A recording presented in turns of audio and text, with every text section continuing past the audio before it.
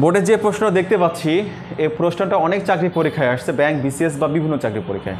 প্রশ্নটা একটু দেখি আমরা, যে কোনো সমকোণী ত্রিভুজের কোণদ্বয়ের পার্থক্য 6 ডিগ্রি হলে ক্ষুদ্রতম কোণের মান কত। তো এটা হচ্ছে ডিটেলস, আমি শর্টকাটটা আপনাকে সুপার টেকনিকের মাধ্যমে দেখাবো আর কি। সেটা হচ্ছে দেখেন, সেটা হচ্ছে যে যেহেতু সমকোণী ত্রিভুজ, তার মানে একটা হচ্ছে 90 ডিগ্রি, আর এই যে দুটো কোণ আছে এই দুটো কোণের সমষ্টি আবার 90 ডিগ্রি হতে হবে, বা এই দুটো কোণ হচ্ছে সূক্ষ্মকোণ বলা হচ্ছে একে।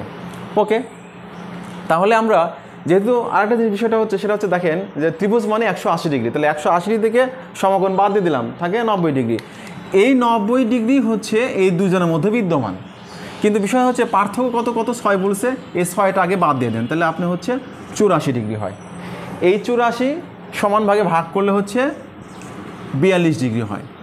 তাহলে ওই যে 6 একজন বেশি ছিল, তাহলে ওই 42 সাথে 6 যোগ দিলে 48 ডিগ্রি হয়। দেখেন এই দুটো যোগ করলে আবার 90 ডিগ্রি হয়।